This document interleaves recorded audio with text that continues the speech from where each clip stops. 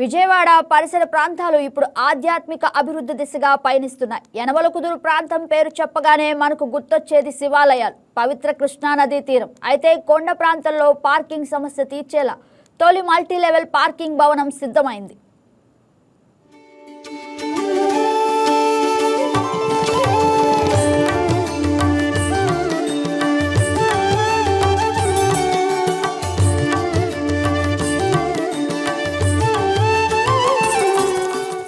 యనమలకుదురు మునిగిరికొండపై వెలసిన రామలింగేశ్వర స్వామి ఆలయానికి ఏటేటా భక్తుల రద్దీ పెరుగుతోంది. ఈ నేపథ్యంలో వచ్చే 5 దశాబ్దాల పార్కింగ్ అవసరాలకు తగ్గట్టుగా మల్టీలెవెల్ పార్కింగ్ భవనాన్ని సిద్ధం చేశారు. యనమలకుదురు గ్రామానికి చెందిన సంగా నరసింహారావు తన సొంత నిధులు 30 కోట్లు వెచ్చించి ఈ భవనాన్ని నిర్మించారు. ఒకేసారి 500 కార్లు, 2000 ద్విచక్ర వాహనాలు పార్కింగ్ చేసుకునే సౌకర్యం కల్పించారు. చాలా యూస్ఫుల్గా ఉందండి. ఇదివరకు ఇప్పటికీ చాలా డెవలప్ చేశారు. మేము లాస్ట్ ఇయర్ వచ్చాము, ఎవరి కార్తీక మాసానికి వస్తాము. చాలా యూస్ఫుల్గా ఉంది.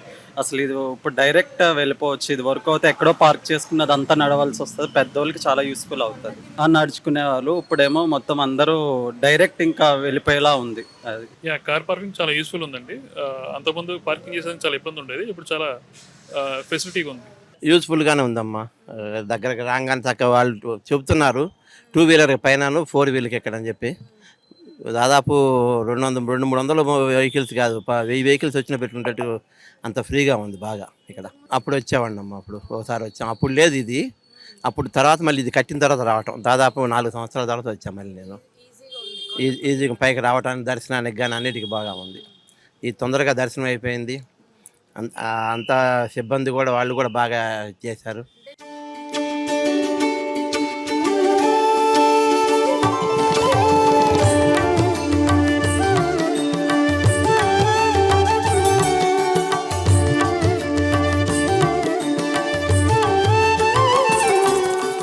విజయవాడ రామలింగేశ్వరుని దర్శనానికి నిత్యం వేలాది మంది భక్తులు వస్తుంటారు. మహాశివరాత్రి పర్వదినాల్లో 1,00,000 మంది స్వామివారిని దర్శించుకుంటారు. కొండ ప్రాంతం కావడంతో పార్కింగ్ సమస్యలు తీవ్రంగా ఉంది. ఈ నేపథ్యంలో తొలిసారి మల్టీలెవెల్ పార్కింగ్ భవనం సిద్ధం చేయడం పట్ల భక్తులు హర్షం వ్యక్తం చేస్తున్నారు. పార్కింగ్ అయితే చాలా బాగుంది, చాలా బాగా మెయింటైన్ చేస్తున్నారు, చాలా బాగా కట్టారు, సూపర్ ఉంది. అసలు అలాంటిది మేము డైరెక్ట్ వచ్చాము, అలా కింద నుంచి డైరెక్ట్ వచ్చి చక్కగా బళ్ళు పెట్టుకుని మళ్ళీ వెంటనే వెళ్ళిపోతున్నాము. ఎక్కే పని లేకుండా చాలా బాగుంది. ఇక్కడ చాలా బాగుంది, అన్ని చోట్ల బాగుందండి. ఎందుకంటే ఎక్కువ ప్లేస్ కదా, బాగుంది. భోజనాలు పెట్టిన దగ్గర కూడా కన్వీనియంట్గా చక్కగా తోపులాట లేకుండా బాగుంది. కొండపైకి వచ్చి అంతా బాగుందంట, అంత బాగా జరిగింది, బాగుందండి.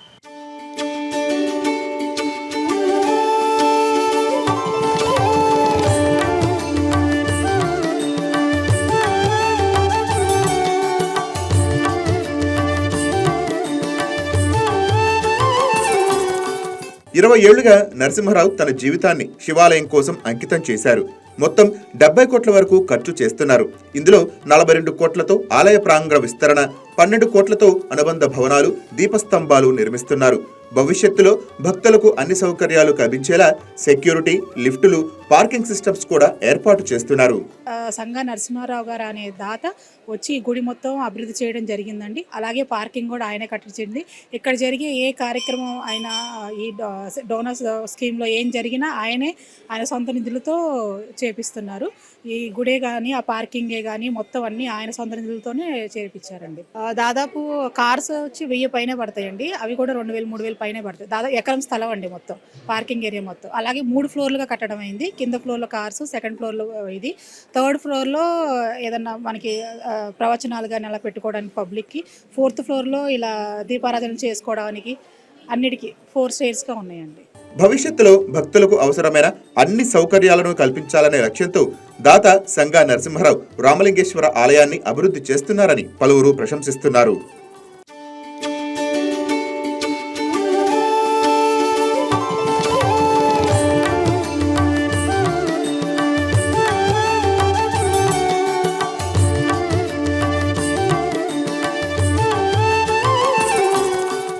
ఈ వీడియో మీకు నచ్చినట్లయితే లైక్ చేయండి, షేర్ చేయండి, మా ఛానల్కి సబ్స్క్రైబ్ చేయండి.